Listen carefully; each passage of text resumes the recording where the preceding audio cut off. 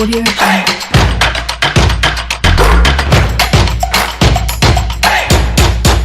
Le rendez-vous incontournable du foot européen ce vendredi se conjugue avec l'actualité des majeurs City et Liverpool, toujours collés serrés en première ligue.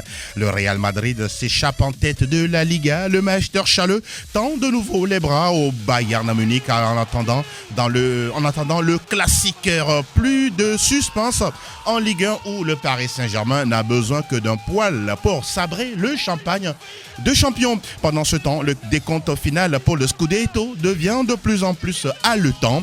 La première partie aborde ces sujets, la seconde fait place au débat.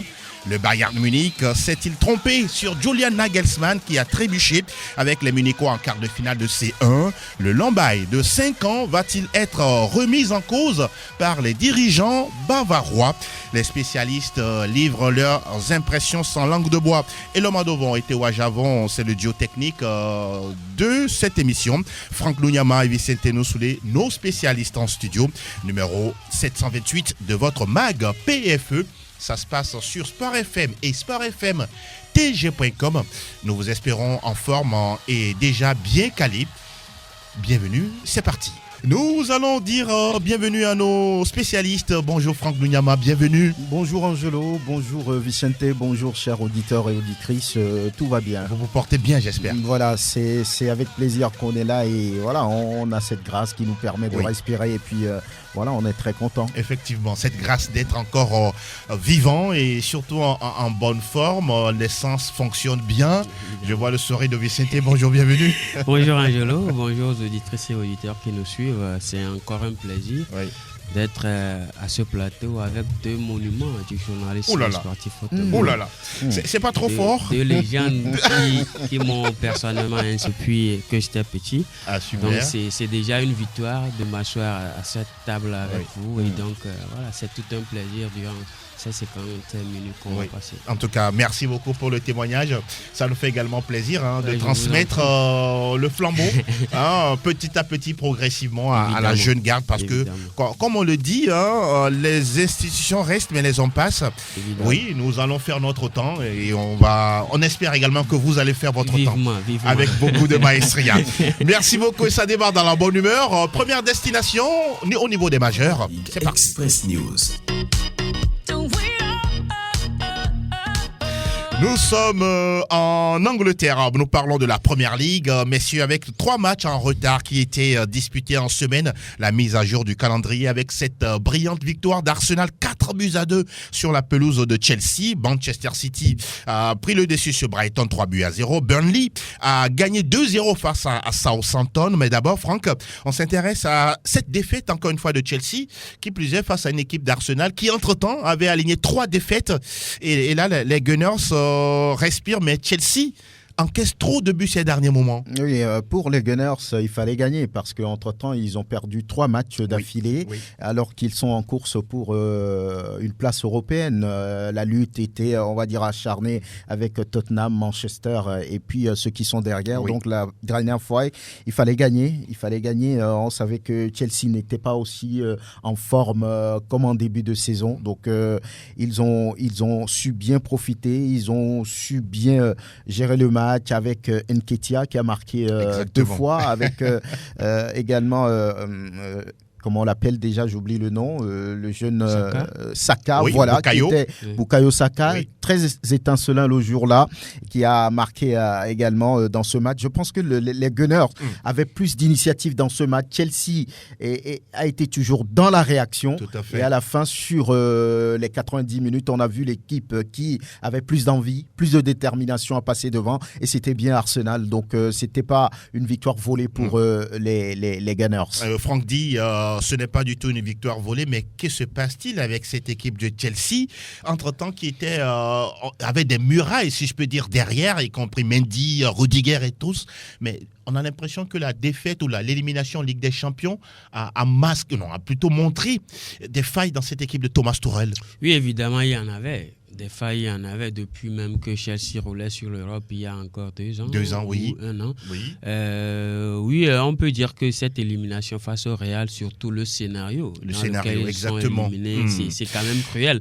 Donc pour moi, ça a beaucoup pesé sur cette équipe. Et surtout, ils étaient qualifiés à 10 minutes de la fin du match. Oui, à 10 minutes de la fin, Benzema et Vinicius étaient là pour tout simplement mettre à l'eau le rêve de ces Blues-là. Et moi, je pense que ça a beaucoup pesé sur surtout Edouard Mendy qui a encaissé 5 buts en ces 2 matchs, en ces 2 rencontres-là. Donc voilà, quand Edouard Mendy n'est pas au top psychologiquement, c'est toute l'équipe qui est en pâtit. Je pense que Chelsea aujourd'hui doit se remettre de cette élimination et regarder de l'avant parce que aujourd'hui aussi, il y a ce problème avec Lukaku.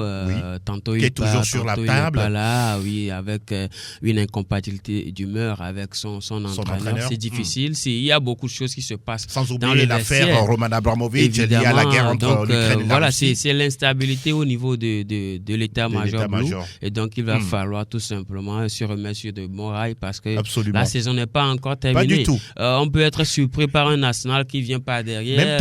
Même Tottenham qui est tout près. Donc, il va falloir se remettre sur de bons rails.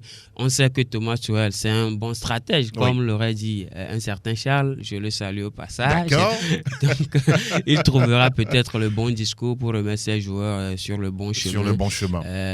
Voilà, pour que Chelsea retrouve tout simplement sa flamme d'antan. Stamford Bridge, qui n'est plus du tout une cité imprenable. Vous parlez tout à l'heure d'un stratège qui doit permettre à son équipe de pouvoir avancer. Ce n'est pas le cas de Ralph Rangnick du côté de Manchester United qui a coulé, Vicente, on reste avec vous, sur la pelouse de Liverpool, même si au passage, on salue quand même la classe du public anglais à l'endroit de Cristiano Ronaldo qui a perdu un de ses jumeaux. D'abord, sur cet aspect rapidement. Oui, évidemment. D'abord, il faut quand même admettre qu'il y a beaucoup de choses plus importantes que le football. Il n'y a pas que le sport dans le monde. Et donc, la famille, elle est plus importante. Et quand un joueur comme Cristiano Ronaldo perd son enfant à la naissance, c'est tout le monde du sport qui se mobilise à sa cause. Et on a vu la classe, comme vous l'avez dit, des supporters de Liverpool qui nous ont montré qu'ils ne sont pas forcément égoïstes, qu'ils ne sont pas forcément dans le combat, qu'ils ne sont pas forcément dans la rivalité. Ils ont montré leur amour avec Cristiano Ronaldo qui leur a bien reconnu cela. Exactement. Et donc je pense que c'est tout simplement cela le football, c'est le fair play, c'est l'amour, l'amitié, la joie, c'est un peu la vie en positivité. Donc voilà, on salue tous la classe de ces supporters. Sauf que ça n'a pas empêché. Oui, qui scandait le nom de Cristiano Ronaldo. Mais cela n'a pas empêché la douche. Vous l'avez bien dit. Voilà, et c'était prévisible tout simplement. Mais c'est vrai que moi, je m'attendais peut-être à beaucoup plus de buts. Mais oui, je félicite d'ailleurs Manchester United. Peut-être 5-0, comme au match aller. Ouh là là. Évidemment. Ouh là là. Je félicite même d'ailleurs Manchester United et Maguire qui n'ont même pas encaissé plus de 4 buts. Donc, c'était prévisible parce que c'était un match tout simplement déséquilibré. Même avant le match. Mais quand même, il y avait des joueurs intéressants sur le terrain côté United. Oui, depuis le début de la saison. Ça a été toujours le cas. Ça a été toujours le cas. Vous n'êtes pas surpris. Surtout que, nous ne sommes pas surpris parce qu'on savait que ça allait surtout avoir la forme de Liverpool surtout ces derniers moments. Je pense que, c'était quand même prévisible. Et félicitations à Liverpool pour ce qu'il est en train de faire ces derniers moments. Même si je doute encore pour le titre pour Liverpool. D'accord. Liverpool, on ne cessera jamais de le dire, ne lâche rien. Et surtout à la maison, avec Salah, Mané et puis le jeu de Luis Diaz.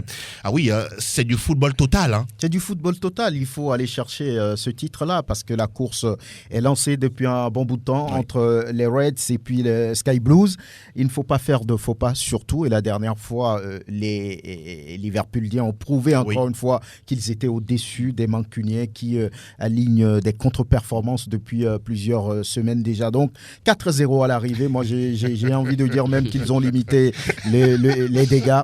Lorsqu'on prend les 2 matchs, ça fait 9-0. Incroyable. Donc ce n'est pas, c'est impensable qu'un club comme Manchester, qui reste un Titanic mais qui devient une pirogue à l'arrivée, puisse, on va dire, chavirer de la sorte. Donc il y a un problème à régler. Et déjà, les patrons de cette équipe ont déjà prévu vu qu'Eric Ten Hag va arriver parce que les choses ne marchent pas. Donc, c'était une victoire facile. Ils se sont promenés. Lorsque vous prenez ça là, il a marqué 5 buts contre Manchester sur les 2 matchs.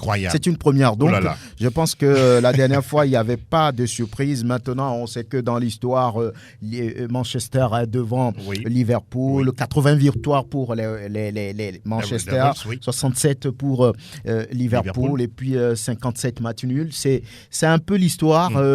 Mais il y a, on va dire,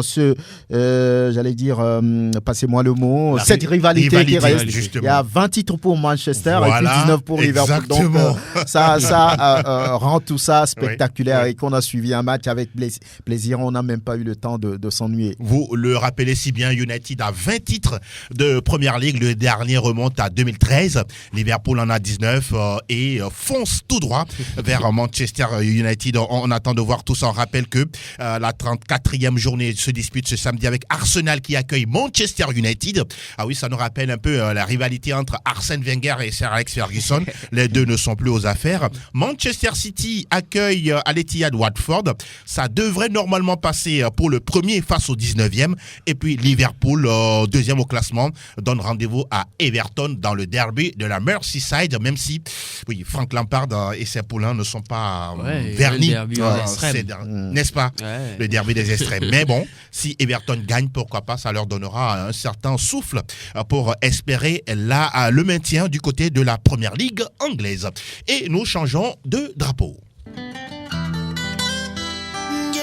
Aquí está la Liga Española. La première information qui nous intéresse au niveau de la Liga, la 33e levée, c'est le beau succès de Retafe de Djenda Konam, Franck, 2-0 sur la pelouse de Celta Vigo. Ah oui, Retafe aujourd'hui compte 5 points de plus que le premier relégable. On pourra dire que le maintien se précise de plus en plus. Oui, la lutte pour le maintien se précise pour Djenda Konam et ses coéquipiers. C'est l'objectif. Si on ne peut pas être, on va dire, en Europe, il faut au moins jouer le maintien. Oui. Et c'est ce qu'ils sont en train de faire depuis. C'est une victoire importante en fin de saison pour eux. Et il va falloir maintenir le cap pour définitivement être à l'abri. Donc, je pense qu'ils l'ont bien fait la dernière fois et c'était vraiment, vraiment important pour Djen et ses coéquipiers. La réalité, c'est qu'ils sont conscients de l'enjeu et ils font tout pour y arriver. Évidemment, on se rappelle encore il y a 2 ans, Retafe a raté de peu cette qualification en Europe et donc il va falloir se ressaisir et penser à accomplir ce rêve-là d'aller jouer en Europe. Donc comme vous l'avez dit, ils sont conscients, Franck l'a dit, quand vous ne pouvez pas être montagne, soyez quand même la plus belle colline. elle est belle cette image. Évidemment, donc il faut le faire. Je pense que c'est vrai qu'on n'a pas, Retafe n'a pas les moyens, les investissements, les grands joueurs comme les clubs comme le Real, le Barça et l'Atlético, mais peuvent aussi quand même rêver de l'Europe, de la Coupe d'Europe, de la Ligue des Champions, pourquoi pas, essayer quand même d'aller participer. Mais pour cette année, ce serait compliqué, hein, très compliqué. Très compliqué parce qu'il y a de la concurrence devant, il y a des choses qui ne sont pas encore décidées devant, donc il va falloir patienter encore. Mais je pense que la plus belle chance a été ratée en 2019 pour cette équipe-là. Maintenant, au fil du temps, ils ont perdu leur entraîneur. Pep Bordelas, ils ont perdu quelques joueurs importants. Voilà. Mais je pense que nous sommes en football, tout peut encore arriver. Il faut y croire tout simplement. Et donc, c'est un message lancé à Djenda Konam qui doit transmettre ce message-là à ses coéquipiers. Un bon capitaine. Je pense qu'il a saisi le message. Ils doivent maintenir les caps parce qu'il reste 15 points à prendre. Ils ont 5 points d'avance sur... Ce n'est pas aussi grand. Ce n'est pas aussi grand, ce n'est pas totalement fini. Vous restez prudent. 15 points, tout est possible. Tout est possible. Et ça va également pour le FC Séville, qui aujourd'hui est 3e de la Liga, qui a gagné sur la pelouse de Levante 3-2. On évoque la victoire du Barça sur la Real Sociedad. Franck, cette équipe également qui a connu quelques périodes de turbulence, notamment l'élimination face à Francfort en Ligue Europa et puis derrière des défaites face à Cadix et beaucoup disaient tiens Xavi qu'est-ce qu'il veut nous produire en fin de saison, et là ils sont en train peut-être de rebondir. La réalité c'est que on ne peut pas être nickel, on ne peut pas être propre sur toute une saison. On sait que depuis décembre le Barça n'a plus perdu. La dernière fois cette surprise avec la défaite face à Francfort, personne ne l'a imaginé avant ce match. En tout cas pas moi. Donc le Barça était quand même le favori de cette compétition de la Ligue Europa. Maintenant, ils se sont fait éliminer. Après, derrière, le coup de massue n'avait pas totalement été, on va dire, digéré. Ils ont perdu face à Cadix. Et qui plus est à la maison. À la maison, Cadix qui n'a aucune référence en Liga, qui a pris les 3 points devant le Barça. Donc, il fallait réagir pour rassurer tout le monde, même si on a laissé le Real aller totalement vers le titre. Pour vous, c'est fait. C'est fait. Il fallait gagner. Non, ils ont 15 points d'avance. Ils ont 15 points d'avance. Donc, il fallait pour le Barça de réagir, de montrer que c'était un incident de parcours. Ça a été compliqué, c'est vrai, avec ce but de Emerick Aubameyang. Donc, les 3 points étaient importants sur ce match et ils les ont pris et voilà. Le Barça critiqué à juste titre, parce que beaucoup pensent que voilà, c'est le retour du tiki-taka, du beau jeu, mais cette équipe également souffre face à des équipes bien mieux organisées. Non, les mots, ils restent toujours. Moi, je pense que c'est vrai, le Barça a fait une montée. Le Barça s'est amélioré avec l'arrivée de Xavi. Mais je pense que les mots sont toujours là. Un mal qui s'appelle Piqué, un autre mal qui s'appelle Dani Alves. Il y a beaucoup de joueurs qui n'ont plus de place au Barça pour moi. Parce que c'est votre avis, on le respecte. Il faut carrément changer tout. Il faut carrément régénérer cette équipe-là. C'est vrai que le Barça aujourd'hui s'est renforcé avec de nouvelles recrues. Aubameyang, Ferran Torres et tous les autres avec une certaine résurrection. D'Ousmane Dembélé. On voit la paire Pedri Gavi qui aujourd'hui, je pense que seront les Xavi et Iniesta de demain. Donc il va falloir tout simplement changer tous les compartiments de cette équipe-là. Pour plus de qualité. Pour plus de qualité, parce que ce n'est pas que la Masia n'a pas des joueurs de qualité, mais c'est la confiance qui manque à ce niveau-là.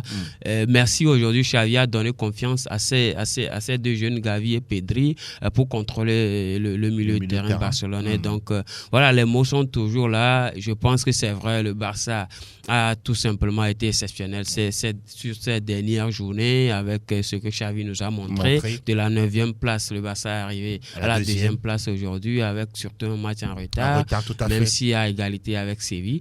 Donc je pense que c'est tout simplement une évolution, mais il faut encore travailler sur cette équipe-là. Voilà, si on veut aller loin. ôter les mauvaises épines et regarder sur le champ. Parce que le championnat, il est déjà plié. Le Real est à 4 points du sac. Titre, et donc il va falloir penser au renouveau pour la nouvelle saison. Vous l'avez dit, le Real qui la dernière fois face à l'Osasuna Pampelune, voilà, c'est fait plaisir, 3-1, mais quand même, parlons plus, laissons la victoire. Mais les ratés de Karim Benzema, c'est quand même incroyable. 2 pénaltys ratés dans un même match. Ça n'arrive pas tout le temps à Cabénové. Cette victoire a été entachée de cette performance plus ou moins mauvaise de Karim Benzema, surtout les 2 pénaltys ratés. On le dit souvent, chasser le naturel, il revient au galop. Benzema a été tout simplement extraordinaire cette saison. Avec 25 buts marqués, 11 passes décisives. Pour moi, c'est rare en Europe. C'est sa meilleure saison. C'est sa meilleure saison depuis qu'il est au Real. Et donc, il faut quand même rater certaines choses pour voilà. Pour faire un peu le buzz là, faire parler de lui. Peut-être. Futur Ballon d'Or, c'est ce que beaucoup pensent. Oui, c'est possible. C'est possible. Mais la route est encore longue. C'est possible à 60%. 60%. D'autant plus que les conditions. N'oubliez pas Robert Lewandowski, il est également là. Oui, puis, à côté de lui. Sauf que Karim Sadio Benzema. Mané, Mo Salah aussi. Oui, sauf que Karim Benzema demeure encore à Ligue des Champions. Et son plus grand rival était Robert Lewandowski. Il est déjà éliminé. On espère pour lui que voilà, ce Ballon d'Or. On sent que vous êtes l'avocat de Benzema. Oui, c'est les Français qui commencent par crier, les journalistes, les médias français qui commencent par crier. Si c'est par exemple, ce Ballon d'Or. Il y a plus de concurrents. Il y a plus de concurrents visiblement. Oui. Benzema est sur les nuages avec tout ce qu'il réalise ces dernières semaines, ces derniers temps avec le Real Madrid. Oui. S'il arrive à gagner la Ligue des Champions, s'il arrive à faire, une bonne Coupe du Monde, il n'y a personne pour le défier. Il a, on va dire, le chemin tracé pour aller chercher un premier Ballon d'Or, qui sait. Pourquoi pas? On attend de voir tout ça, si ça va se concrétiser au cours de l'année 2022. On rappelle que le Real Madrid est en tête de la Liga à 78 points, 63 pour le duo Barça-Séville. Et puis nous avons la quatrième équipe nommée l'Atlético de Madrid, 61 points. La 34e levée, Real Madrid-Espagnol Barcelone, ce sera samedi. Dimanche, le Barça accueille le Rayo Vallecano. Et puis vendredi déjà, Séville pourra, pourquoi pas en cas de victoire face à Cadix, prendre la seconde place provisoirement en attendant la sortie des Catalans. Nous avons bouclé le championnat espagnol. Direction cette fois-ci. Willkommen zum Total Bundesliga. Total Bundesliga. La Bundesliga, nous parlons du championnat d'Allemagne avec le Klassiker qui s'annonce encore une fois dans cette ligue. D'abord, la première question. Oui, bon, est-ce que le Bayern va vraiment jouer ce Klassiker, Franck Lugnaman? Oui, comme toujours, ils vont jouer. Je pense que c'est un match important, même si le titre leur tend déjà la main. Ils vont pouvoir jouer pour essayer peut-être de rassurer les supporters, pour se faire pardonner toujours par rapport à cette défaite face au Villarreal. Donc c'est un match important pour les deux clubs d'ailleurs, les deux premiers de la Bundesliga, mais avec cet avantage toujours certain pour le Bayern de Munich, parce que depuis 2019, le Bayern n'a plus perdu face, on va dire, au Borussia Dortmund. Petit Borussia. Voilà, que ce soit en championnat ou bien en d'autres compétitions, le Bayern a toujours été au-dessus. Donc il y a 9 points d'avance entre les deux clubs. Exactement. Et voilà, le Bayern a plus marqué, et puis le Borussia qui a plus encaissé de buts. Oui. Donc je pense que le déséquilibre est un tout petit peu en place. Oui. Et sur le dernier Klassiker, vous savez que les Bavarois ont fait la différence après que le Borussia Dortmund est mené à 2 reprises, donc 3-2 à l'arrivée. Donc je pense que c'est un match qui va se jouer. Votre avis, le Klassiker, le Bayern doit-il se méfier du Borussia? Bon, ça demeure un classiqueur, hein, mais je pense que Franck l'a dit, c'est un match déséquilibré à l'avance. C'est vrai, aujourd'hui, Dortmund, c'est cette équipe inconstante. Depuis un certain moment, on a vu quand même que Erling Haaland était blessé, il est revenu, il a peiné avant d'ouvrir le score face dernièrement lors de la dernière journée. Maintenant, c'est le Bayern qui va forcément venger sa frustration de la Ligue des Champions. Donc, il va falloir s'attendre peut-être à une victoire du Bayern qui va définitivement plier le championnat, puisque l'écart c'est de 9 points. Même si le Bayern ne gagne pas, je doute que Dortmund prenne le dessus après. Oui. Mais avec ces 9 points-là, je pense que le Bayern est sur un nuage et donc va falloir tout simplement confirmer tout le bien qu'on pense d'eux et filer vers le 32e titre en Allemagne. Donc il n'y a pas photo. J'ai compris que dans vos déclarations et analyses, le Borussia n'a pas de place.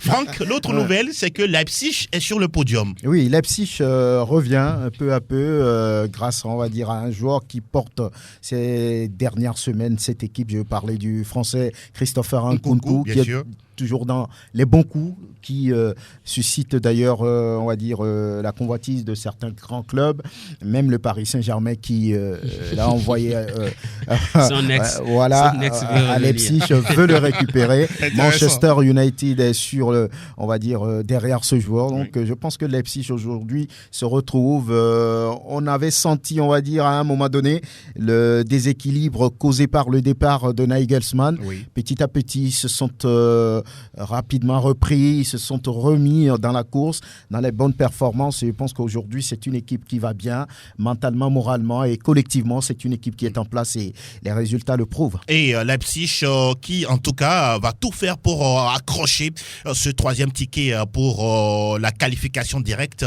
en faveur de la Ligue des Champions. Franck Lugnaman, on a d'autres affiches concernant cette Bundesliga. On a d'autres affiches par rapport à cette nouvelle journée de championnat. On a donc le match entre le dernier de la classe et le Bayer Leverkusen. On a ce match déjà qui commence aujourd'hui entre Wolfsburg et puis Mayence, l'Eintracht Francfort qui joue contre Illas Bebou et ses coéquipiers, je veux dire Offenheim. Oui. Cologne sera face à Arminia Bielefeld. Fribourg joue contre Mönchengladbach. On aura dimanche 2 matchs.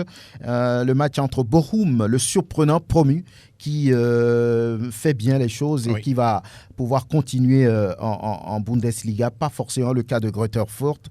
Bochum qui joue contre Augsbourg et puis Hertha Berlin qui va s'opposer à Stuttgart. Hertha Berlin, un monument qui est presque, on pourra dire, en train de souffrir au niveau de cette Bundesliga. Tout le contrat de l'Union de Berlin. Ils sont 15e. Qui va bien. Ils sont pas à l'abri même si descente. Félix Magath est arrivé à la tête de cette équipe, c'est compliqué pour eux de Kevin trouver. Prince Boateng n'arrive pas à redresser cette équipe. Ah oui. Et surtout qu'il joue un double rôle là-bas. Tantôt il est sur le banc en tant que technicien adjoint ou je ne sais pas qui. Et puis après, si on a besoin de lui sur le terrain, on lui fait un maillot. Mais ça ne peut pas marcher à tous les coups. Aujourd'hui, le Hertha Berlin, c'est une déception tout simplement de Berlin. Oui. Parce que quand on voit un peu la rivalité qui existe entre cette équipe et l'Union de Berlin, qui est arrivée, 6e. Évidemment, qui est arrivée en 2009. Exactement. Et aujourd'hui est en train de faire cet exploit-là. C'est tout simplement décevant. Mais je pense que le football, parfois, a ses règles, ses codes, avec les moyens et les investissements qui ne sont pas. C'est tout simplement normal ce que vit cette équipe du Hertha Berlin. Vivement qu'ils se maintiennent pour, pourquoi pas rêver mieux la saison prochaine. Ouais, un peu comme le cas de Schalke 04, un grand club également de l'Allemagne qui a joué la demi-finale de la Ligue des Champions, si je ne me trompe pas, en 2010 ou 12 face au Real Madrid, où est passé un certain Raúl, le grand joueur espagnol. Mais aujourd'hui, cette équipe est totalement en Bundesliga 2 et tente de revenir au devant de la scène. Dankeschön, Herr Nuyama. Nous poursuivons l'aventure dans Plateau Foot Europe. Ça se passe sur Sport FM et sportfmtg.com pour ceux qui nous suivent sur le net partout dans le monde. La suite, c'est parti. Benvenuto Calcio Italia. Messieurs, nous sommes en Italie pour parler de ce match très très important entre l'Inter Milan et l'AS Rome. José Mourinho qui retrouve le club avec lequel il a gagné un triplé du côté de la Lombardie. Mais avant, parlons rapidement de cette équipe de Napoli qui a raté le coche la dernière fois. Et, ils ont fait 1 but partout face à l'AS Roma. Ils devaient gagner et mettre encore plus la pression sur le Milan AC. Ça n'a pas été le cas. Ils ont été bien accrochés par l'AS Rome de José Mourinho, justement. Insigne a marqué pour Napoli, mais après, le club s'est un peu désintégré. Exactement. Il n'y avait plus, on va dire... il n'avait même plus envie de jouer, Franck. Donc, c'est une pression qui pèse sur cette équipe. Cette envie d'aller chercher un autre titre depuis 90. Ça fait quand même 32 ans. Donc, qui court derrière le Scudetto, ça ne réussit pas et la pression, il n'arrive pas à la gérer. Souvenez-vous, cette équipe a été entre-temps en tête de la compétition, mais après, peu à peu, a perdu pied et voilà, aujourd'hui se retrouve, on va dire, en 3e position.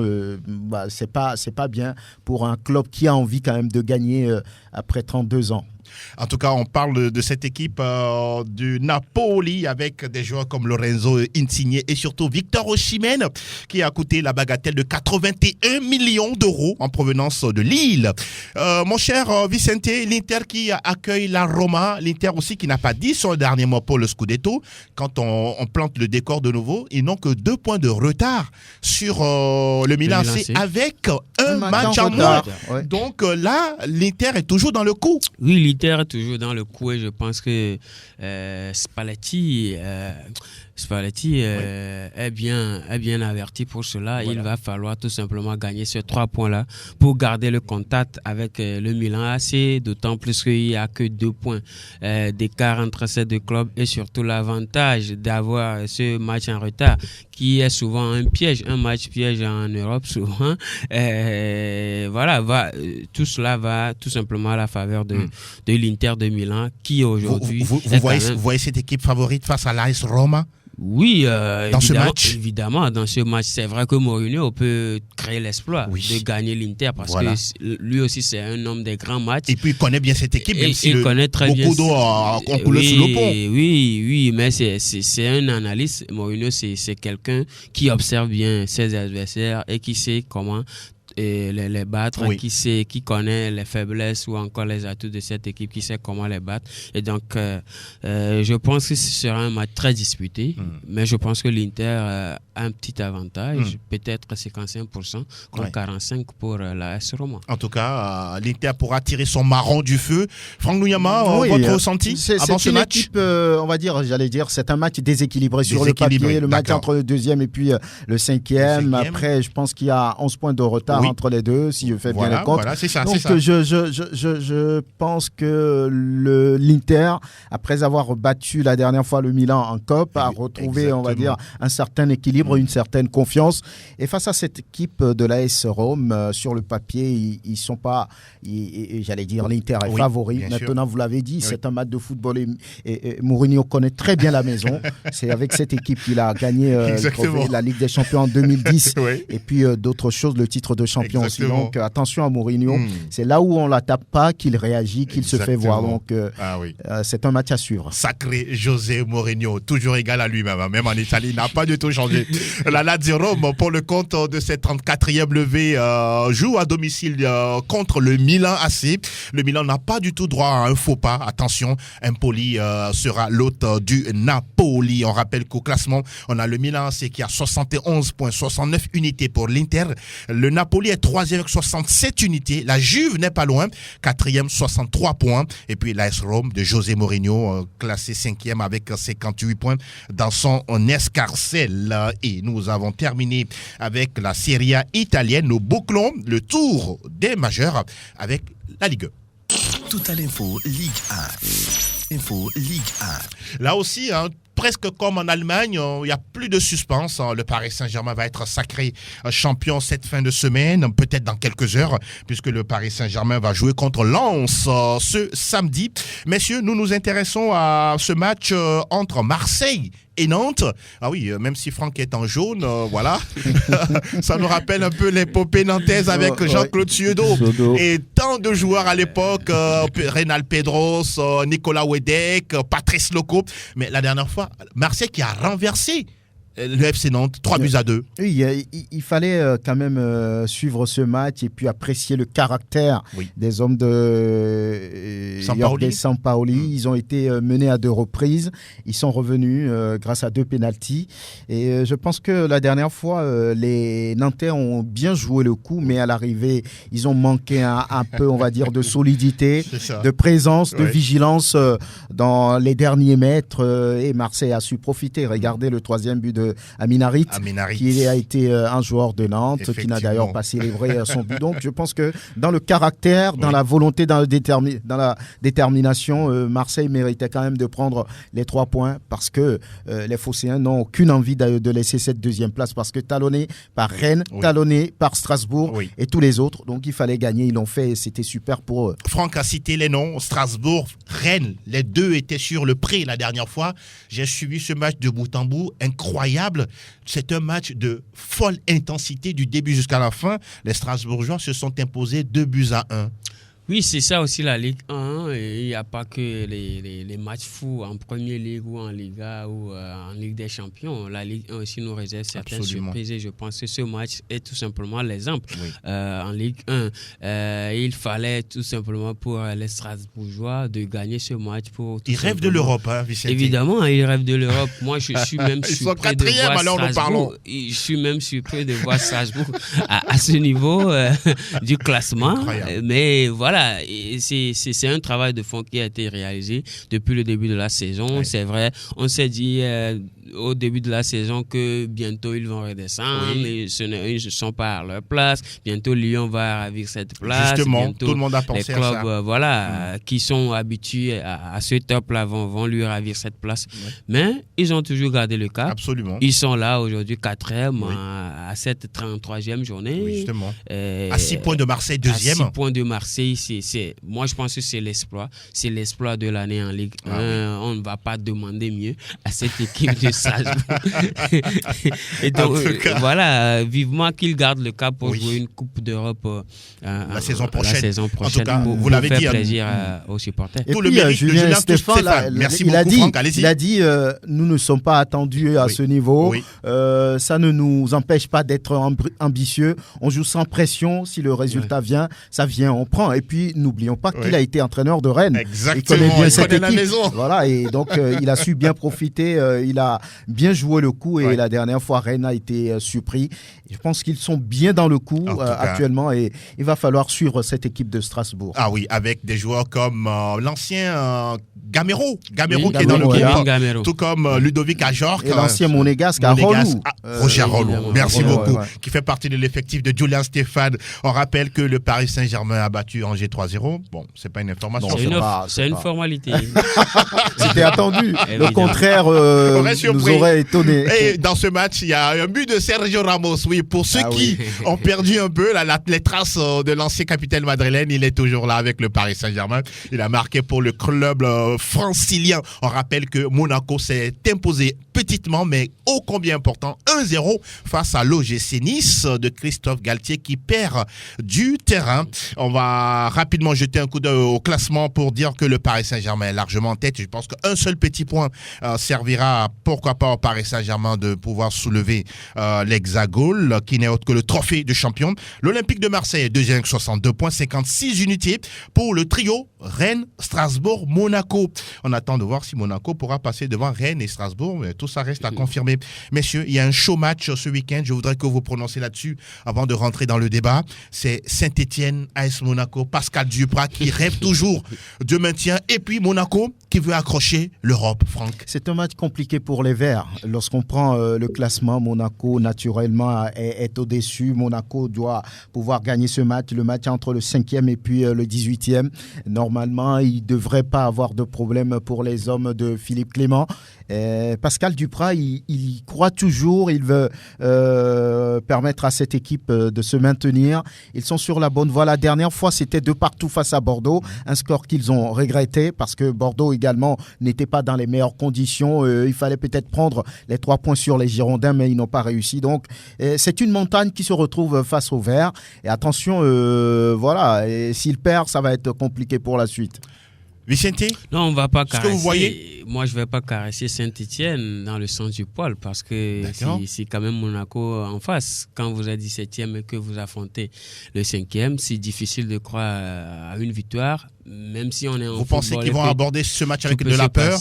Non, pas de la peur. Ils vont certes respecter l'adversaire, mais ne pas trop rêver parce que aujourd'hui Monaco est 5e et donc Monaco est en train de frapper à la porte de l'Europe. Absolument. Donc, même si Saint-Etienne aussi essaie quand même d'éviter la relégation, on sait, ce sera un match quand même tendu, certes, mais je pense que l'avantage pour Monaco est tout simplement clair et limpide. Donc, voilà, on va pas faire rêver les Stéphanois, mais je pense qu'ils doivent jouer sur leur qualité. Pourquoi pas? Croire peut-être à un exploit. Pourquoi pas? On rappelle que Bordeaux de Thibaut Klidjet, justement, est en difficulté, actuellement 19e. La dernière fois, il est rentré en jeu dans ce match face à l'AS Saint-Etienne, même si ça n'a pas donné un résultat gagnant, c'était 2 buts partout. Mais Bordeaux, attention à cette équipe de légende du foot français, est en train peut-être champion 2009. 2009, de France avec Pascal Findouno, avec Laurent Blanc à l'époque comme entraîneur. Merci beaucoup, messieurs, de nous rafraîchir. Voilà, vous avez la mémoire. Vous avez la mémoire. Félicitations à vous. Alors, la 34e journée nous propose déjà Reims Olympique de Marseille. Et puis le Paris Saint-Germain qui accueille le Racing Club de Lens. Messieurs, si vous le permettez, on rentre dans le débat. Le débat des spécialistes. les grands joueurs automatiquement ne deviennent pas des grands entraîneurs. Il y a le cas Maradona. Un certain Mancini, il dit Balotelli court, il marche. Des anciens joueurs qui deviennent pour la plupart des grands entraîneurs. La preuve avec Zinedine Zidane, ce qui veut dire qu'ils ont forcément une autre façon de penser le football aujourd'hui. On n'est pas forcément obligé d'être un grand joueur pour être un grand entraîneur, ce que Mourinho a réussi. Mais c'est le côté spirituel, magie, tout ça là, c'est vrai, nous sommes en Afrique, on va me dire que tout peut se passer, mais à 99%, vous gagnez le match sur le terrain. Et l'autre là, on va dire que c'est une chance qui vous a souri. Nous sommes dans le débat et pour discuter de ce sujet concernant Julian Nagelsmann, messieurs, je vais vous transporter du côté de l'Hexagone pour retrouver un confrère, Malik Traoré. Bonjour. Vous nous recevez. Bonjour Malik. Comment ça va? Vous m'entendez? Oui, ça va. Bonjour. Vous nous recevez également? Oui, ça va, je vous entends bien. Alors, merci beaucoup d'être avec nous en direct sur Sport FM et sportfmtg.com. Je rappelle que vous êtes le présentateur vedette de l'émission 11 d'Europe sur Canal Plus Sport et puis également des Grandes Bouches. C'est ça, n'est-ce pas? Je ne me suis pas trompé, Malik. C'est ça. Bon, plus présentateur que vedette, mais c'est ça. Alors, nous voulons parler avec vous du cas de Julian Nagelsmann, l'entraîneur ou l'actuel entraîneur du Bayern Munich, qui la dernière fois n'a pas pu se qualifier pour la demi-finale de la Ligue des Champions. La question qu'on voudrait vous poser tout de suite, est-ce que les dirigeants bavarois se sont trompés en recrutant Julian Nagelsmann? Non, pas du tout. C'est vrai que c'était une prise de risque, mais de toute façon, la carrière même de Nagelsmann est basé même sur le risque, enfin le risque du côté de ses employeurs, parce que voilà, il était très jeune, numéro 1 du côté d'Offenheim, après Leipzig. Alors pareil, il a été pas non plus un parcours couronné de succès, mais quand même il a réussi à atteindre un certain nombre d'objectifs fixés du côté du Rasenball Sport Leipzig. Là, c'est une autre montagne, voilà, c'est le FC Hollywood, c'est le grand Bayern Munich, l'un des plus grands clubs au monde, le plus grand club d'Allemagne. Je pense que voilà, c'était un pari, mais voilà, on a misé sur lui pour de longues années, un bail de 5 ans. Donc moi j'ai bien aimé en fait le fait qu'il encore une fois tente un certain nombre de choses. Par exemple, à un moment donné, alors non seulement parfois il passe à 3 ou à 4, mais bon, en général il a décidé de passer à 3. Il a parfois mis une fois la vocation en style Laurent Sané en battant des matchs comme ça.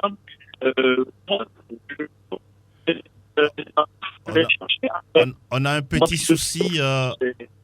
On a un petit souci pour vous retrouver. Si vous pouvez vous déplacer un tout petit peu, ça pourrait vraiment nous aider pour la suite de vos analyses. Je me déplace, je ne sais pas si vous m'entendez. Oui, c'est bon, allez-y.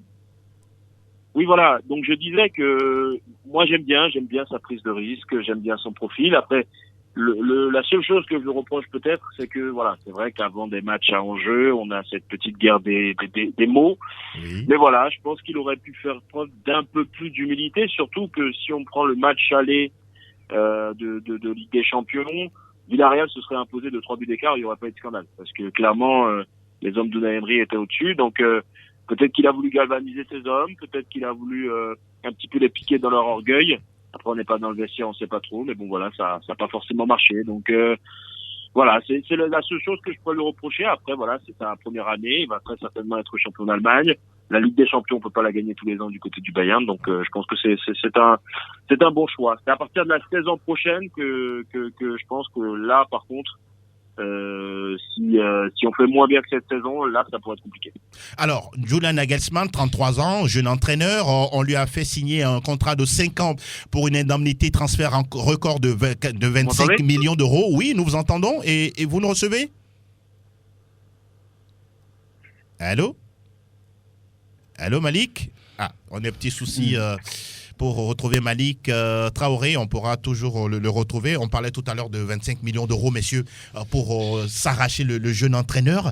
Franck Luyama, un risque quand même qu'a pris les dirigeants bavarois. Je ne sais pas si c'est un risque ou pas. Maintenant, lorsqu'on prend Julian Nagelsmann, c'est un ancien joueur, un ancien défenseur très élégant, mais qui n'a pas été épargné par les blessures et finalement a viré du côté de l'entraîneur et qui fait bien les choses. Il y a eu cette précocité avec lui qui a commencé par entraîner des clubs en Bundesliga à l'âge de 28 ans.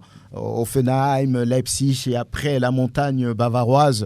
Je ne sais pas si c'est un risque que les dirigeants ont pris, mais sur ces dernières prestations, on peut le dire, une élimination en quart de finale la dernière fois et puis encore une élimination en quart de finale cette fois-ci. Mais on n'accepte pas ça du côté du Bayern. Et voilà, on revient avec vous, Franck, mais là, Malik est de retour. Malik, nous parlions tout à l'heure de ce record de transfert, 25 millions d'euros pour une durée de 5 ans pour un contrat. Est-ce que c'était pas trop, en tout cas, une grosse charge sur les épaules frêles de Julian Nagelsmann? Non, je pense que ça peut paraître énorme effectivement, mais voilà, on est dans un monde aujourd'hui du football où on est un petit peu dans la surenchère, où on tombe parfois sur des sommes extravagantes. Après, je pense que ce prix s'explique par le fait que Julian Nagelsmann avait quand même une sacrée cote. Voilà, ça fait longtemps qu'on parlait de lui du côté du Bayern. Je pense qu'on parlait de lui aussi dans d'autres clubs.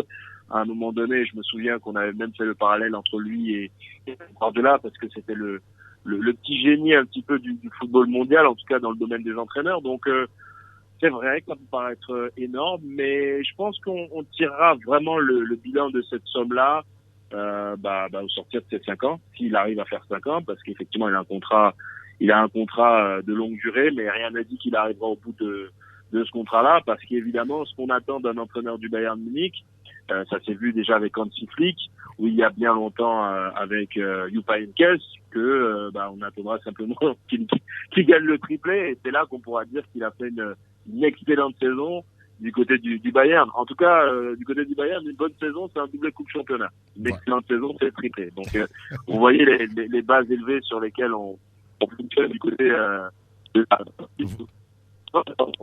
deuxième saison.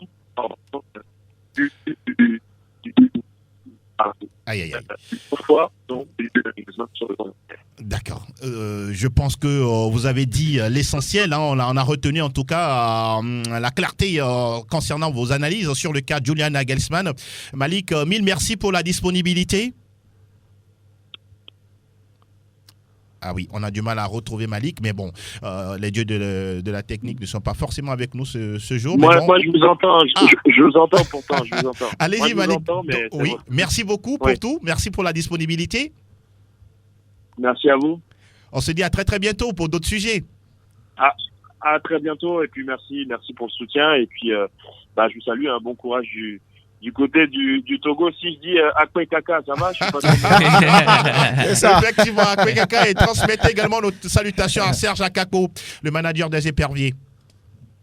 Merci, et puis bonne chance pour les éliminatoires à venir. On va suivre ça avec attention. Il y aura les éliminatoires évidemment à suivre sur Canal avec un magazine, etc. En tout cas, on va essayer de couvrir au mieux cet éliminatoire et puis vous emmener vers ce rendez-vous en Côte d'Ivoire en 2023. Vivement la Côte d'Ivoire qui est votre terre de naissance. Hein. On sera au rendez-vous justement en Côte d'Ivoire en 2023. En tout cas, encore une fois, merci et on se dit à très très vite. Malik Traoré. À bientôt. À bientôt, ciao.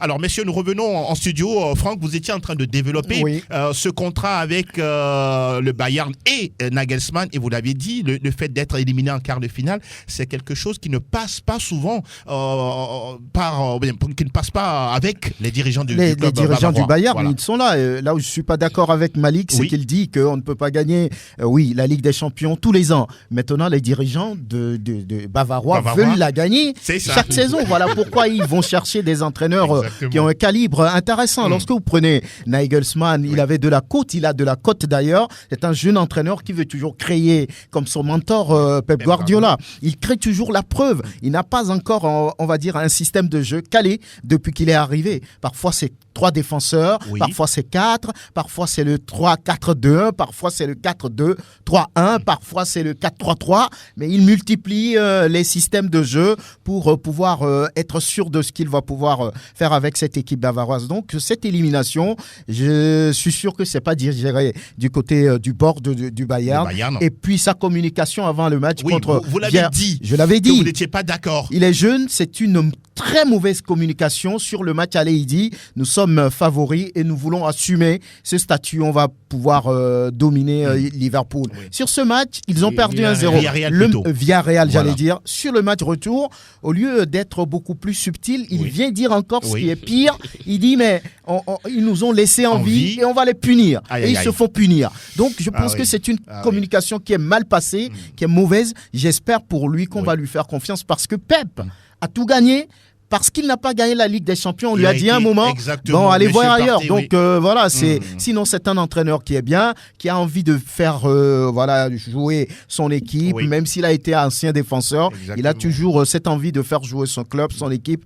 Donc on verra bien ce qu'il va se passer. Vicente, avant votre réaction, on rappelle que Nagelsmann a eu 450 menaces de mort sur son compte Instagram. Et on a touché également, quand je dis touché, on a insulté sa maman. Et même la femme et le fils du directeur sportif également n'ont pas été épargnés.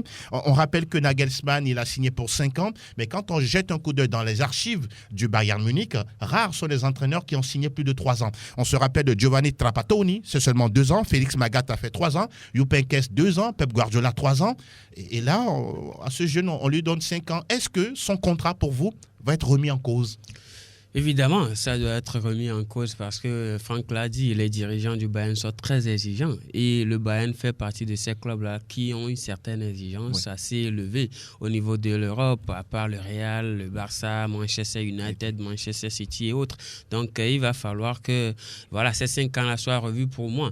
Maintenant, ces 5 ans-là s'expliquent. C'est parce qu'il est jeune. Moi, je pense que son contrat lui a été tout simplement signé, donné. Maintenant, quand on voit ce qu'il est en train de faire, je pense qu'il fait partie de ces entraîneurs-là qui sont souvent dans l'innovation. D'accord. Qui veulent passer outre la culture qui est déjà dans le club. Il veut laisser le classique pour de la nouveauté. Maintenant, il y a un piège dans cela. Quand vous manquez sur ces principes-là, alors vous avez tort parce que on se dit que vous n'avez pas respecté les principes du club et autres. Donc, surtout que là où je rejoins Malik, c'est que c'est un contrat à risque qu'on lui a proposé parce qu'il y a une ligne défensive qui était tout simplement à la fin de sa carrière et donc il fallait recruter des jeunes pour reconstituer. Pour l'instant, Upamecano ne tient pas la route. Non, je ne pense pas. Upamecano est en train toujours d'apprendre. D'accord. Tout comme Nagelsmann lui-même est en train d'apprendre. Maintenant, parce qu'il faut aussi faire le rapport avec ses communications, ses discours avant, après le match. Au-delà de ça, a-t-il les joueurs pour pouvoir se qualifier pour cette Ligue des Champions, la demi-finale? Avait-il les joueurs pour? Oui, le Bayern, depuis 3 ans, a les joueurs, les mêmes. Ce sont les mêmes, il n'y a pas eu de changement. Donc, les mêmes qui ont gagné même en 2020. Évidemment, il avait les joueurs pour. Mais sauf que moi, je ne suis pas d'accord avec cette culture-là qui dit que chaque année, on doit gagner la Ligue des Champions. Même les clubs, sont ambitieux, Vicente. Ils sont ambitieux, c'est vrai. Mais ce n'est pas automatique. Même les clubs qui ont Messi et Cristiano Ronaldo en leur sein ne gagnent pas la Ligue des Champions chaque année. Donc, il va falloir accepter cela. C'est la même chose qui se dit du côté de Real Madrid, mon cher Vicente. Oui, le Real Madrid depuis 2018 n'a plus gagné la Ligue des Champions. C'est vrai. Le Barça depuis 2015 n'a plus gagné la Ligue des Champions. Mais il n'y a pas eu que c'est vrai. Il ne faut pas en faire une obsession. Il ne faut pas en faire une obsession. Donc je pense que Franck il n'est pas forcément d'accord avec nous. Non, le Bayern, c'est vrai, il est exigeant, mais on ne peut pas gagner la Ligue des Champions tous les ans. Parce qu'il y a le Real. Il y a seul le Real qui l'a fait 3 fois de suite. Parce qu'il y a Manchester United. Il y a d'autres grands clubs. City, d'autres grands clubs qui rêvent aussi de gagner la Ligue des Champions. Donc, ceux qui l'ont fait 3 ans de suite, il y a le Real, l'Ajax, avec même le Bayern, 74, 75, 76. Oui, donc voilà, je pense qu'on est trop dur avec ce jeune entraîneur. Il faut lui laisser un peu de temps. Sauf que là-bas, on n'aime pas laisser le temps. Et surtout avec Robert Lewandowski qui est en train de partir. Il a dit qu'il ne veut pas le laisser partir. Oui, il reste encore un an pour son contrat. Le contrat finit en juin 2023. Donc voilà, on espère qu'il va rester pour l'aider à tout simplement convaincre les dirigeants du Bayern de Munich qui sont très exigeants. Merci de sortir le qualificatif. Messieurs, on sait très bien que le Meister Schale va être soulevé, tout comme mais c'est un trophée qui n'est pas suffisant pour les dirigeants bavarois, on le sait. Ils veulent toujours gagner tout ce qu'il y a comme trophée en Europe, sur le plan national et puis sur le plan européen. Depuis très longtemps, je pense que c'est Jupp Heynckes qui a réussi à leur donner du plaisir. Le fait de gagner le championnat, de gagner, on va dire, la Ligue et puis de gagner la Coupe nationale. Voilà. Donc voilà, et Hansi Flick également a essayé ou bien a réussi la même chose. Pour le moment, Nagelsmann n'est pas encore au niveau de Hansi Flick, c'est ce qu'il doit savoir et voilà, il doit pouvoir se remettre en cause et faire gagner le Bayern. C'est pour ça qu'on lui a fait ce contrat béton de 5 ans. Maintenant, s'il n'y arrive pas, on ne va pas lui laisser le temps. En tout cas, voilà qui est dit en ce qui concerne le cas Julian Nagelsmann du côté du Bayern Munich. Messieurs, on est presque arrivé à la fin de cette émission. La nouvelle qui circule désormais depuis hier, c'est que la famille de Kylian Mbappé serait du côté de Doha, au Qatar, pour, je ne sais pas, si c'est pour négocier toujours la prolongation du jeune joueur français ou le Real Madrid. Vous avez les infos? Il est déjà au Real Madrid. Intéressant. On peut voir sa famille dîner, ou, voilà. On peut voir tout ce qu'on veut. Peut-être dans la chambre à coucher de l'émir. Mais ça ne veut rien dire. Je pense qu'il a déjà le cœur là-bas. C'était vos salutations. Merci, ça a été un plaisir. C'est tout simplement un énorme plaisir pour moi de partager ce plateau. Donc je salue un ami qui s'appelle Sémanou Roger, qui est en train de souffler une bougie de plus. Voilà. Paix, bonheur, succès, prospérité, voilà pour lui. Et donc tous ceux qui nous ont suivis, on les lance des cœurs, beaucoup de cœurs, synonyme d'amour à l'endroit de toutes ces personnes. On salue Elinio Dorkenou, Philippe Kawakina, Lema, il s'appelle Lema simplement, le recteur Saint-Gentilmaître, Eric Avoyi, Léonard Assimadi, sans oublier Elinero et Yves Laurent qui sont du côté de Dakar au Sénégal. Franck Dougnama. Je voudrais saluer les inconditionnels de cette émission. Je voudrais dire bonjour à Ginette. Je voudrais également dire bonjour à Nadia, à Christelle, à Junior, à Carlos. Et puis bonjour spécial à Esther Kamatari. Excellent week-end à toutes et à tous. À très bientôt. Vous l'avez dit, il y a également une chère personnalité qui fête son anniversaire aujourd'hui. Tout le meilleur à toi, Feta Ikwe. En tout cas, tout le meilleur venant du Seigneur pour ta vie. Beaucoup de bonheur et beaucoup de joie de vivre. Joyeux anniversaire. Merci beaucoup, Vicente. Oui, merci, ça a été un plaisir. On se retrouve lundi pour parler de la Ligue des Champions, les demi-finales. Franck, merci beaucoup. Ça a été un plaisir. Excellent week-end. Merci infiniment à Elom Adovon et à Tewa Javon. Au prochain numéro, ciao, ciao.